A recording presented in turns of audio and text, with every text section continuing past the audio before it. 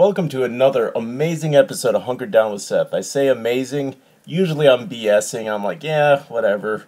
But today, I mean it. Amazing, 100%. Today, we have a guy on stage. He's done Bumbershoot, Seattle International Comedy Competition. He's written jokes for Brian Posehn. Me and him have done pencil fighting together. Off stage, I swear to God, one of the best guys to be around, one of my favorite people, Jason Goad. Jason, how you doing? Hi, Seth. How you doing? I'm doing really well. Things are going weird, but I'm doing well with it. That's good. How's the pandemic treating you? Well, I worked from home well before the pandemic even started, so that didn't take too much getting used to. I'm basically working from home. I'm leaving the house maybe 2 times a week for essential trips. Working a lot of overtime from my day job.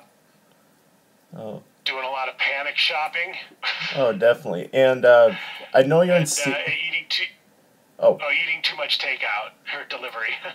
Ooh, well, yeah. I mean, where you are, there's so much takeout options. You're right in the middle of the city of Seattle, so. Although I thought you moved, right? Are you still? No, I'm down Rainier Avenue now. Oh, gotcha. Have you hit up any of the crazy stuff happening in Seattle? No, I haven't gone yet. I'm not too sure about. I don't want to go there and like detract from any sort of thing, any sort of message or anything, and I don't want to look like a tourist or a looky-loo in my own city. Yeah. But also, I mean, I've been a little, not doing any too much unnecessary traveling.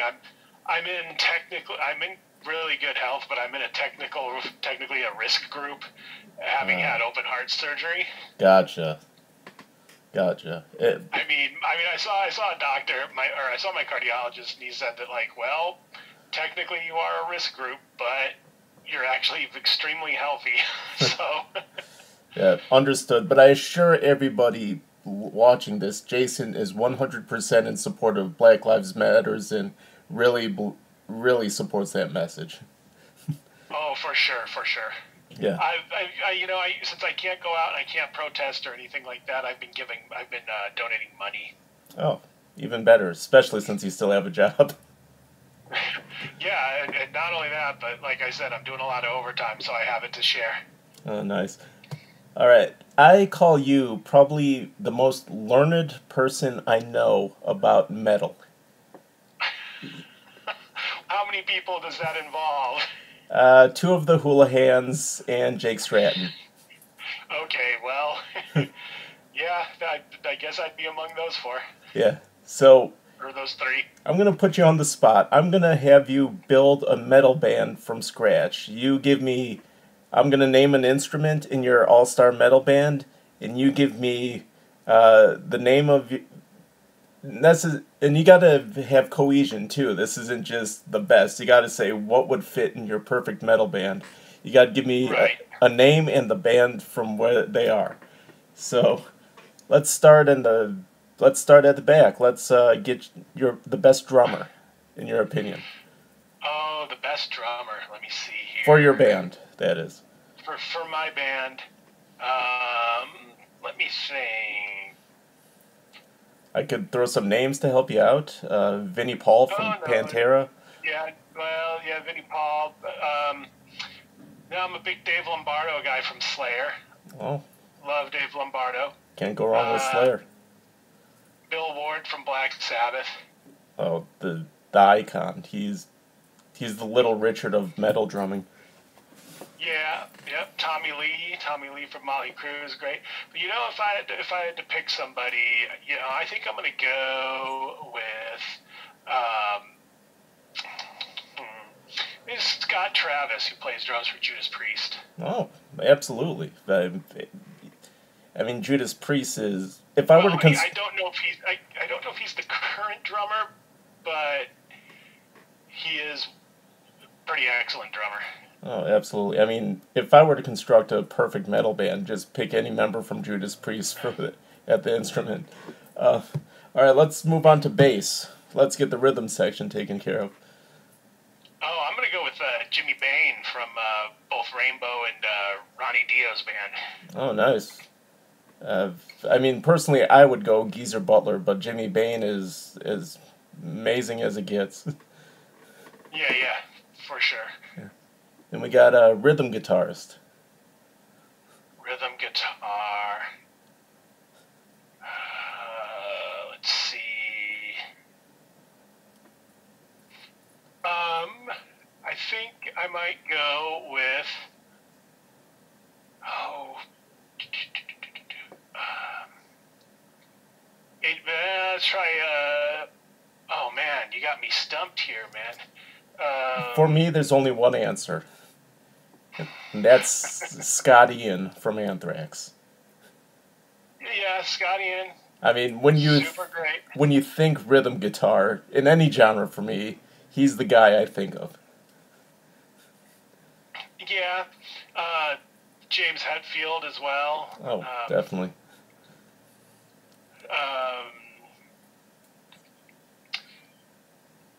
let's see. And this is your band, remember? So Right. You know what? You know who is great and underrated, and he would also have like a lot of pull and bring a lot to the credit, or bring a lot to the table as a songwriter. Is Izzy Stradlin? Izzy, Guns N' Roses. definitely. Every time I'm in the Fairfax area, I go to Cantor's and I go to the Guns N' Roses uh, booth with it. So Izzy, unbelievable. I'm a huge GNR fan as well. Okay, Yeah. now There's a lot of people drag those guys, but I am a fan. oh, you don't sell 100 million records without your detractors. Oh yeah, for sure. Yeah. Okay. So the hardest decision is lead guitarist. Lead guitarist. Um,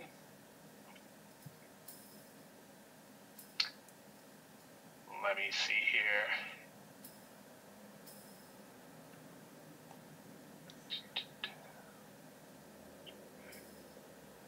You know what? For lead guitar, I might have to go Dave Murray from Iron Maiden. Oh, great choice. Personally, I would go Brian May, even though he's technically a not a metal guitarist per se, but Brian May from Queen. You put him in any situation, he'll make that band amazing. Oh, he can certainly play, that's for sure. Yeah. And your frontman, Oh, Ronnie Dio. Ronnie. Perfect. If I were. Ooh. I mean, I might have to go Ozzy just because he's Ozzy. But, Ozzy's good.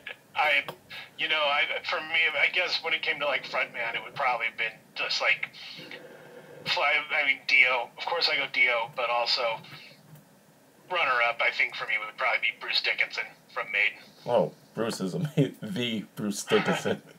The air raid siren himself. And are there any other instruments you want to mention? Like if there's a keyboard guy or anyone else? Oh, for sure. I mean, John Lord from Deep Purple. Oh, Great definitely. keyboard. Yeah, I don't know his name. Actually, maybe I made a mistake. Yes, John Lord. John Lord. Yeah, I don't remember his name, but I'm a huge Faith No More fan. So that keyboard guy, Roddy Bottom. Roddy Bottom. Yeah, and really for me, anybody from Faith No More would be a good fit. For sure. Yeah. Good band, underrated. Oh, definitely. Even though literally have the biggest asshole for a frontman. I, I mean, I don't know. Mike Patton's not a bigger asshole than Gene Simmons.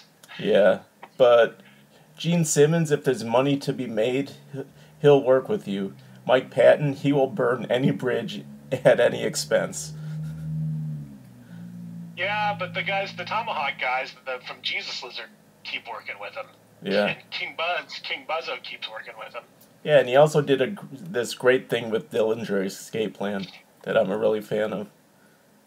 Oh, you know what? Um, maybe I was thinking I might trade my rhythm guitar player because I can't believe I blanked on Malcolm Young. No, you know what? I'll keep it as is, Izzy Stradlin, for the songwriting effect. But Malcolm Young, Ooh. also very high up there. Yeah, just scrap the entire band and say, I'll just take every member of AC/DC.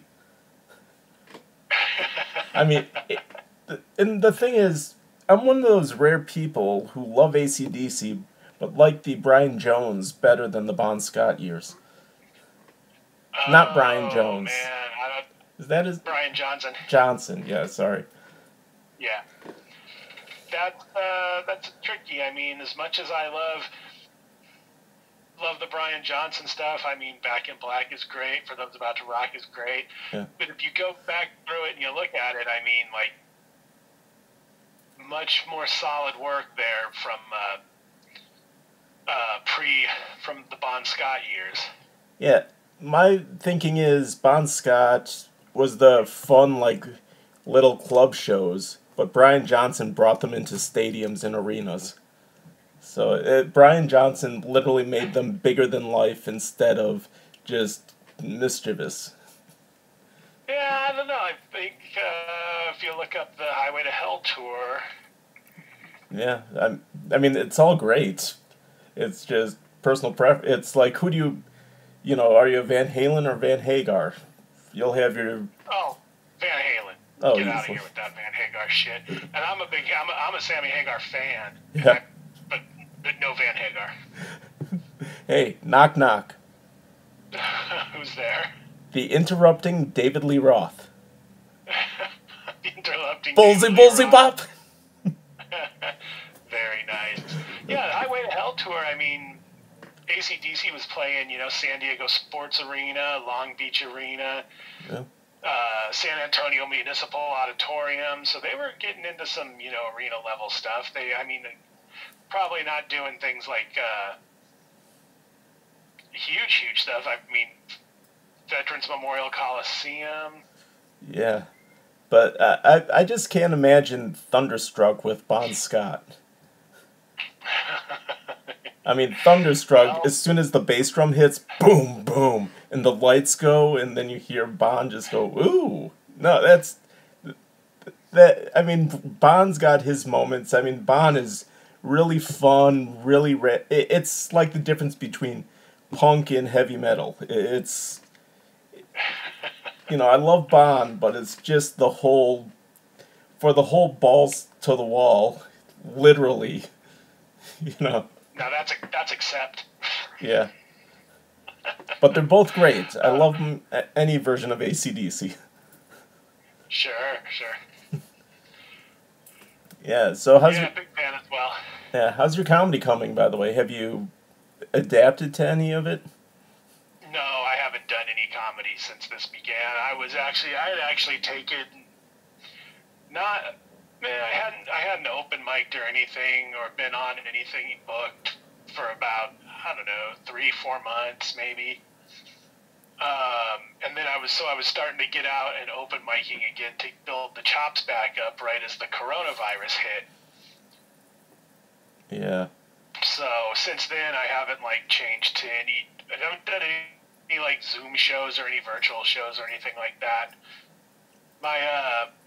My computer setup at home here is it's my work computer, and one of the things that I haven't messed with yet, we at my work machine we have our own internal conferencing system so that we can talk and have meetings and whatever. But Zoom, I would have to probably if I'd have to download the program or the app or whatever it is. Yeah. I don't know if I could actually. Well, I just do it through my phone, personally. That's every Zoom show I've done, I got the app on my phone, and you could literally, if you don't even have the app, you could just log into a link on your phone if it has internet, which every phone does now. Yeah, because well, my whole idea was that, like, oh, I don't know if I have to install anything on my computer because I can't, because I don't have admin privileges on my work computer. Yeah. And my home computer is kind of a pig,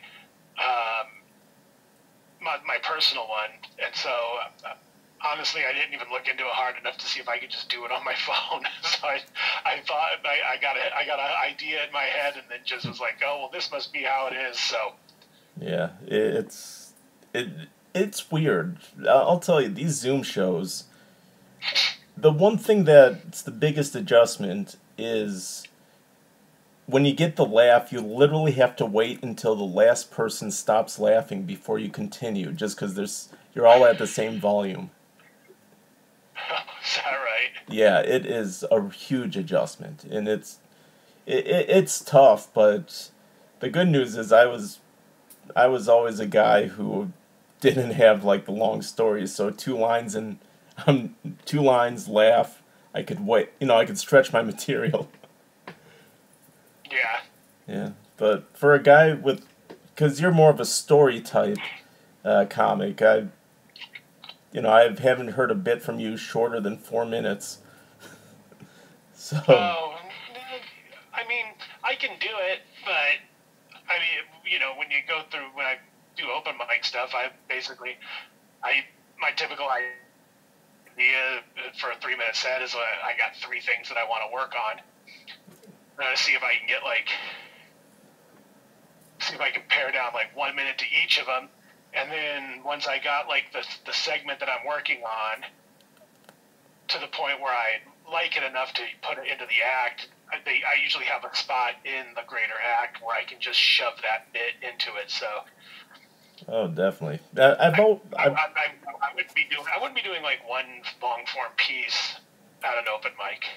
Yeah, I've always admired your style where you could, work on some bit. It could stand alone, but you could always fit it into other parts. That's something I've never been able to do, so I really commend you on that skill too. Oh, thanks, Seth. Any more smoke you want me to blow up your ass? Just let me know. Um, No, you know what? I actually just listened to a podcast where they talk about the origin of the term "blow smoke up your ass." It was around the time when the 1800s or whatever, 1800s, when during not the plague, but during the time when like people there was an epidemic of people just like going comatose and then being buried alive. And what? and that's where they were being buried alive, and doctors of the time were trying to like figure out ways to how they can prove that the person that they're about to bury is really dead. A famous one you might know of is the bell on the toe. So if they woke up and started twitching, you'd hear the bell ringing. Hence the terms "dead ringer" and "saved by the bell." Oh, wow. But another thing that they did was they would, when they had a body they thought was dead, they would like light a cigar and then put a funnel up the body's butthole and just blow smoke into the ass, because for some reason they thought that if the person was still alive, blowing the smoke into their butthole would revive them. Oh, wow. Wow, that you learn something new every day. For sure. I gotta find out if we have a funnel here. I'm not sure, but you know what I learned from listening to that? I've learned that fucking people have always been stupid. yeah, we haven't come that far in medical technology though. Yeah. Yep. I mean, at least they're not blowing cigar smoke up the asses of corpses anymore. I went to 7 years of medical school, and the best I could think of is putting a funnel up someone's butt and blowing smoke up their ass. That's great. Yeah. So let's get to the nitty gritty. Let's talk about your beloved Seahawks. Okay. Yeah. First of all, I personally love Russell Wilson. He's Wisconsin Badger alum. Wisconsin Badger. Definitely. I've never brought myself to. I've always being a Packers fan, I've always had some issues with the Seahawks, but Always had the respect of Russell Wilson. So Yeah. what's your prediction for this upcoming year, if there is a year? Oh, you know, I'm liking their chances. I say they compete for the top in the division again. I mean, Arizona's going to be very difficult. As a matter of fact, I watched the draft this year, and every single goddamn player that I loved, which I knew the Seahawks would not have a chance to get, I just sat there watching and praying that they went to anybody outside of the division. And every time I got there, I watched them. Boom. Great player, this division. Great player. Like Isaiah Simmons, Yeah. Javon Kinlaw. The 49ers did great on their draft. But Yeah, they took Ayuk from Arizona State, a guy I was hoping the Packers could get, but yeah, I mean that's a guy I liked as well. the Packers draft is a whole nother conversation. Oh boy. Oh, I know you guys were. Yeah, I know you guys were not happy with that. No, I get it. I have a good way to defend it, but it's terrible. Like every person they took could have been taken literally at least 15 picks later. Well, yeah. I mean, unless the people doing the draft knew something that we didn't know. I mean, that's always been my position too. Yeah. I would be. I'm just like, oh, I want this guy. I mean, the team doesn't get it. I was like, well, I guess that's why I don't get paid to run a football team. Exactly. I mean, before we get back to the Seahawks, the only way I could defend the Packers draft is couple points. First, when you lose the NFC Championship game, you don't really have a lot of needs, so you could really have the luxury of taking who you want because you know you're close to where you want to be. So they were really good going in.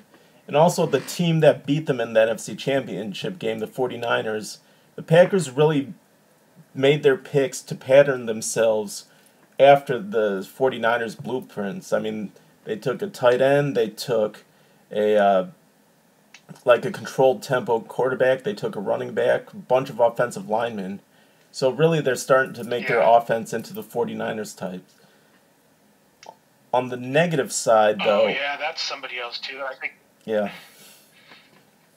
Oh, go ahead. The 49ers, I think they drafted a lineman that I liked a lot, too, I believe. For sure. On the negative side, the Packers' biggest, most glaring need was receiver, and they didn't even touch... They chose literally every position but receiver. Yeah. Yeah. So let's get back to the Seahawks. Yeah, let's get back to the Seahawks, the wheelhouse. Oh, yeah, I think they're going to be all right. They have their secondaries kind of coming around. Yeah. Shaquille Griffin will be in his third or fourth year. For sure. He was looking good, and then Quandre Diggs will have a full season back there, and then they traded for the Dunbar, I believe was his name, the guy that from the Redskins who was later on accused of robbing a card game in Florida. Yeah. And then their first round pick, the Jordan Brooks kid from Texas Tech. A lot of people were down on that because he has a lot of footage as a middle linebacker, and people are like, well, we have Bobby Wagner, but if you watch some footage from the year before he was playing inside, he was playing outside linebacker, so he has inside-outside talent. He's a tackling machine. He's got great side-to-side range, sideline to sideline. They really need that defensive line. They need to fortify that. I hope they can re-sign Jadeveon Clowney.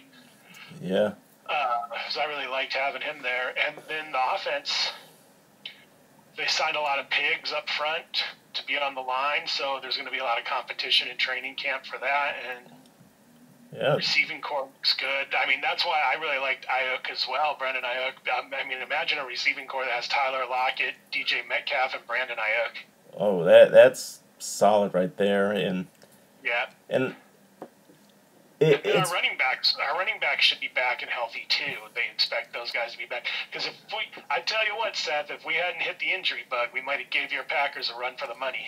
yeah, but you did. So, Yeah, oh, of course, yeah. No, the injury bug, it happens. but Pete's one of those guys. You gotta admire him. He never blames injuries. He just says we couldn't get over the hump.